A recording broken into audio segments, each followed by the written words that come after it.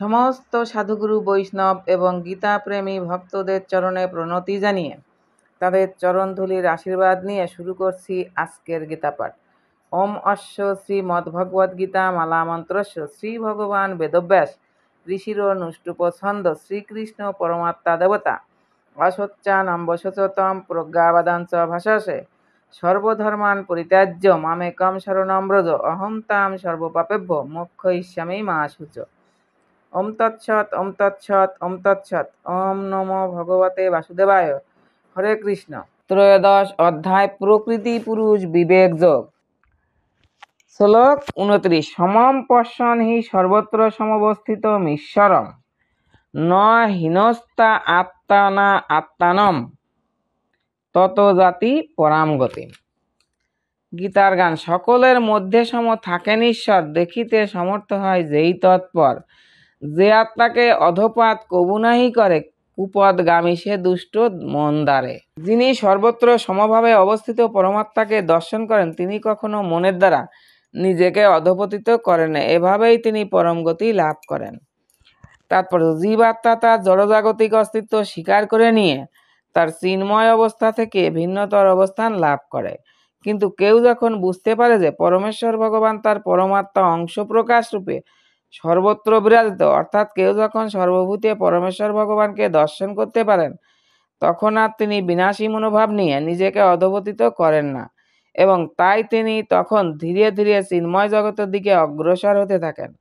মন সাধারণত ইন্দ্রিয় তৃপ্তিমূলক ক্রিয়াকলাপে আসক্ত থাকে, কিন্তু সেই মন যখন ভগবানমুখী হয় তখন পারমার্থিক উপলব্ধির পথে অগ্রসর হওয়া যায়। শ্লোক 30। প্রকৃতৈব চ কর্মাণি ক্রিয়মাণানি সর্বশ য পশ্যতি তথা আত্মানম কর্তারম সপশ্যতি। গীতার গান। প্রকৃতি প্রদত্ত দেহ ইন্দ্রিয়াদি দ্বারা প্রকৃতি সাধে কর্ম জীবের শেষারা, কিন্তু আত্মতত্ত্বজীব কিছু নাহি করে, যাহার দর্শন সেই সে দেখিতে পারে। অনুবাদ। যিনি দর্শন করেন যে দেহের দ্বারা কৃত সমস্ত কর্মই প্রকৃতির দ্বারা সম্পাদিত হয় এবং আত্মা হচ্ছে অকর্তা, তিনি যথাযথভাবে দর্শন করেন। তাৎপর্য।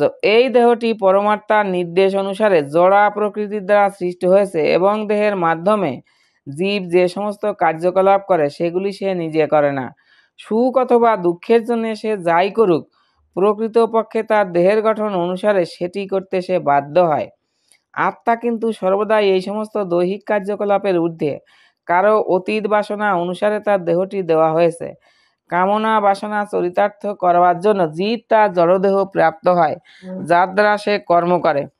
বস্তুত বলা যায় যে দেহটি হচ্ছে একটি যন্ত্র, যা জীবের মনোবাসনা চরিতার্থ করবার জন্য ভগবান বানিয়েছেন।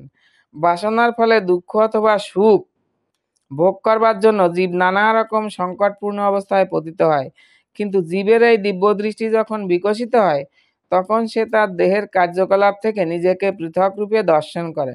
এই দৃষ্টিভঙ্গি যার আছে, তিনি হচ্ছেন আসল দ্রষ্টা। শ্লোক 31।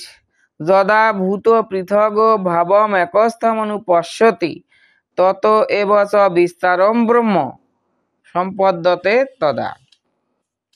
গীতার গান। প্রাকৃতিক বৈচিত্র্যে বা একত্ব দর্শনে সর্বভূতের পৃথক ভাব সমর্থ সে মনে, সৃষ্টি স্থিতি বিস্তার সেই যে বা জানে, সমর্থ সে জন দৃষ্টি ব্রহ্ম সম্পাদনে।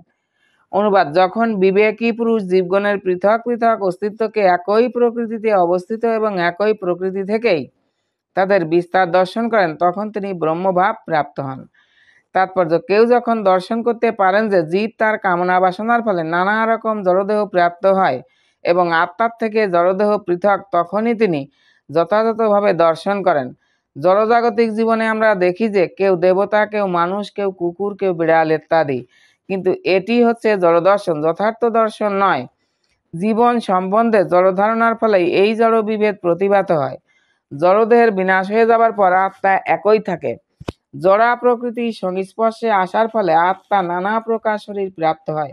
কেউ যখন তা দর্শন করতে পারেন, তখন তিনি দিব্য দৃষ্টি প্রাপ্ত হন। এভাবেই মানুষ পশু, বড় ছোট আদি পার্থক্য থেকে মুক্ত হয়ে তার চেতনা তখন পরিশুদ্ধ হয় এবং তিনি তখন তার চিন্ময় স্বরূপে কৃষ্ণ ভাবনামৃতে উন্নতি সাধন করতে সক্ষম হন। তখন তিনি কিভাবে সবকিছু দর্শন করেন তা পরবর্তী শ্লোকে বর্ণনা করা হবে। শ্লোক 32। অনাদিত্যান নির্গুণত্বাৎ পরমাত্মায়ম অব্যয় শরীরস্থপি কৌন্তেয় ন করতি ন লিপ্যতে। গীতার গান ব্রহ্মজ্ঞানী জীব নিত্য পরম অব্যয় নির্গুণ অনাদি তত্ত্ব নির্লিপ্ত সে রয়। অনুবাদ: ব্রহ্মভাব অবস্থায় জীব তখন দর্শন করেন যে অব্যয় আত্মা অনাদি নির্গুণ ও জড়া প্রকৃতির অতীত। হে কৌন্তেয়, জড়দেহে অবস্থান করলেও আত্মা কোনো কিছু করে না এবং কোনো কিছুতেই লিপ্ত হয় না। তাৎপর্য: জড়দেহের জন্ম হওয়ার ফলে মনে হয় যেন জীবের জন্ম হলো, কিন্তু প্রকৃতপক্ষে জীব শাশ্বত সনাতন, তার জন্ম হয় না এবং জড়দেহে স্থিত হলেও সে গুণাতীত শাশ্বত, তাই তার কখনো বিনাশও হয় না। স্বভাবত সে হচ্ছে আনন্দময়, সে নিজে কোনো রকম জড় কার্যে নিযুক্ত হয় না, তাই জড় শরীরের সংস্পর্শে আসার ফলে যে সমস্ত কার্য সম্পাদিত হয় তা তাকে আবদ্ধ করতে পারে না। শ্লোক 33। যথা সর্বগতম সৌখ্যাদাকাশম ন পলিপ্যতে সর্বত্র অবস্থিত দেহে তথাত্মা ন পলিপ্যতে। গীতার গান যেমন সর্বগত এবং সূক্ষ্মতত্ত্ব অনুপম সর্বত্র সম্ভব বিচরণ, তথাপি সে লিপ্ত নহে নিজের স্বতন্ত্র রহে সেই রূপ আত্মবিচরণ। সর্বত্র ব্যাপিয়া দেহে কুটস্থ পৃথক রহে মহাভূতে নহে সে মিলন। তথা ব্রহ্ম ভূত জীব আত্মতত্ত্বে হয়ে শিব দেহ ধর্মে লিপ্ত নাহি হন। অনুবাদ: আকাশ যেমন সর্বগত হয়েও সূক্ষ্মতা হেতু অন্য বস্তুতে লিপ্ত হয় না, তেমনি ব্রহ্মদর্শন সম্পন্ন জীবাত্মা দেহে অবস্থিত হয়েও দেহ ধর্মে লিপ্ত হন না। তাৎপর্য: জল, কাদা, বিষ্ঠা আদি সবকিছুতেই বায়ু প্রবেশ করে, কিন্তু তাহলেও কোনো কিছুর সঙ্গে বায়ু মিশ্রিত হয় না। তেমনি জীবাত্মা যদিও নানা রকম শরীরে অবস্থান করে, তবুও তার সূক্ষ্ম প্রকৃতির প্রভাবে সে সব কিছু থেকে পৃথক থাকে। তাই জীবাত্মা যে কিভাবে এই শরীরের সঙ্গে যুক্ত থাকে এবং এই শরীরের বিনাশের পর সে যে কিভাবে এই শরীর থেকে চলে যায় তা জড়চক্ষু দিয়ে দর্শন করা সম্ভব নয়। জড়বিজ্ঞানের মাধ্যমে কেউই তা বিশ্লেষণ করতে পারে না। শ্লোক 34। যথা প্রকাশয়তে কৃতসনম লোকমিমম রবি ক্ষেত্রম ক্ষেত্রী তথা কৃতসনম প্রকাশয়তি ভারত। গীতার গান সূর্য তথা প্রকাশ হয় অখিল জগৎ, এক দেশে একা থাকি সম্রাট মহৎ। হে ভারত, সেই রূপ ক্ষেত্রী প্রকাশ হয় একা এক স্থানে থাকি ক্ষেত্র দেহময়। অনুবাদ: হে ভারত, এক সূর্য যেমন সমগ্র জগৎকে প্রকাশ করে, সেই রকম ক্ষেত্রী আত্মাও সমগ্র ক্ষেত্রকে প্রকাশ করে। তাৎপর্য: চেতনা সম্বন্ধে নানা রকম মতবাদ আছে। এখানে ভগবদ গীতায় সূর্য ও সূর্যরশ্মির উদাহরণ দেওয়া হয়েছে। সূর্য যেমন এক জায়গায় অবস্থিত কিন্তু তার রশ্মি সারা জগৎকে আলোকিত করছে, তেমনি অনুসদৃশ জীবাত্মা যদিও শরীরের হৃদয়ে অবস্থিত তবুও চেতনার দ্বারা সে সমস্ত শরীরকে আলোকিত করছে। এভাবেই আমরা দেখতে পাই যে সূর্যরশ্মি বা আলোক যেমন সূর্যের অস্তিত্বের প্রমাণ, তেমনি চেতনা হচ্ছে আত্মার অস্তিত্বের প্রমাণ। দেহে যখন আত্মা থাকে তখন সারা শরীর জুড়ে চেতনা থাকে, কিন্তু দেহ থেকে আত্মা যখনই চলে যায় তখন আর চেতনা থাকে না। যে কোনো বুদ্ধিমান মানুষ এটি সহজেই হৃদয়ঙ্গম করতে পারেন। সুতরাং জড় পদার্থের সমন্বয়ের ফলে চেতনার উদ্ভব হয় না।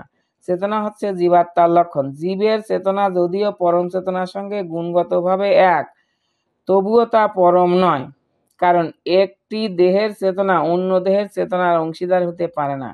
কিন্তু জীবের বন্ধুরূপে যে পরমাত্মা প্রতিটি জীবের দেহে বিরাজ করছেন, তিনি সমস্ত শরীর সম্বন্ধে সচেতন। সেটি হচ্ছে বিভু চৈতন্য ও অনু চৈতন্যের মধ্যে পার্থক্য। শ্লোক 35। ক্ষেত্র ক্ষেত্রজ্ঞয়োর এবং অন্তরাম জ্ঞান চক্ষুষা ভূত প্রকৃতি মোক্ষম চ যে বিদুর্জান্তি তে পরম। গীতার গান ক্ষেত্র আর ক্ষেত্রজ্ঞের তত্ত্বজ্ঞান চক্ষে দেখিবার শক্তি হয় সে যাহার পক্ষে। এক ক্ষেত্রজ্ঞ সে জীব, অন্য পরমাত্মা, উভয় ক্ষেত্রে বাস ক্ষেত্র বিশেষাত্মা। তার মোক্ষ জড়নিষ্ঠ প্রবৃত্তি হইতে সুখে বাস পরবমে জড়দেহ অন্তে। অনুবাদ: যারা এভাবেই জ্ঞানচক্ষুর দ্বারা ক্ষেত্র ক্ষেত্রজ্ঞের পার্থক্য জানেন এবং জড়া প্রকৃতির বন্ধন থেকে জীবগণের মুক্ত হওয়ার পন্থা জানেন, তারা পরম গতি লাভ করেন। তাৎপর্য: এই ত্রয়োদশ অধ্যায়ের মূল কথা হচ্ছে যে ক্ষেত্র ক্ষেত্রজ্ঞ ও পরমাত্মার মধ্যে পার্থক্য সম্বন্ধে অবগত হওয়া উচিত। অষ্টম থেকে দ্বাদশ শ্লোকে বর্ণিত মুক্তি লাভের পন্থা সম্পর্কে অবহিত হতে হবে, তবেই পরম গন্তব্যস্থলের দিকে অগ্রসর হওয়া যাবে। যে মানুষের হৃদয়ে শ্রদ্ধার উদয় হয়েছে তাকে সর্বপ্রথমে সাধু সঙ্গে ভগবানের কথা শ্রবণ করতে হবে এবং এভাবেই ধীরে ধীরে তিনি দিব্য জ্ঞান লাভ করবেন। যদি কেউ সদ্গুরুর চরণাশ্রয় গ্রহণ করেন তাহলে তিনি জড় এবং চেতনের পার্থক্য নিরূপণ করতে সমর্থ হন এবং সেটি হচ্ছে তার পারমার্থিক উপলব্ধির পথে ক্রমোন্নতির উপায়। সদ্গুরু তার শিষ্যকে নানা রকম উপদেশ দান করে জড়জাগতিক জীবনের বন্ধন থেকে মুক্ত হওয়ার শিক্ষা দান করেন। সদ্গুরু তার শিষ্যকে নানা রকম সদুপদেশ দান করে জড়জাগতিক জীবনের বন্ধন থেকে মুক্ত হওয়ার শিক্ষা দান করেন। যেমন ভগবদ্গীতায় আমরা দেখতে পাই শ্রীকৃষ্ণ অর্জুনকে জড়জাগতিক বন্ধন থেকে মুক্ত করবার জন্য উপদেশ দিচ্ছেন।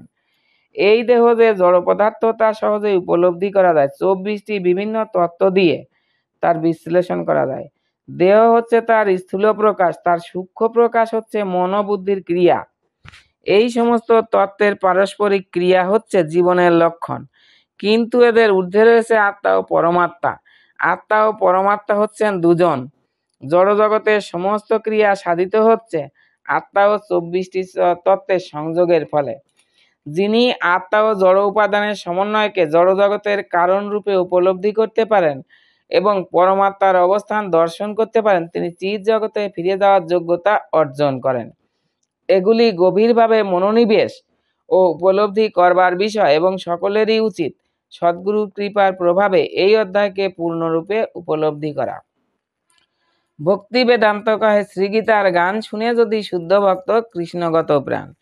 ইতি প্রকৃতি পুরুষ বিবেকযোগ নামক শ্রীমদ্ ভগবদ গীতার 13 অধ্যায়ের ভক্তি বেদান্ত তাৎপর্য সমাপ্ত। হরে কৃষ্ণ।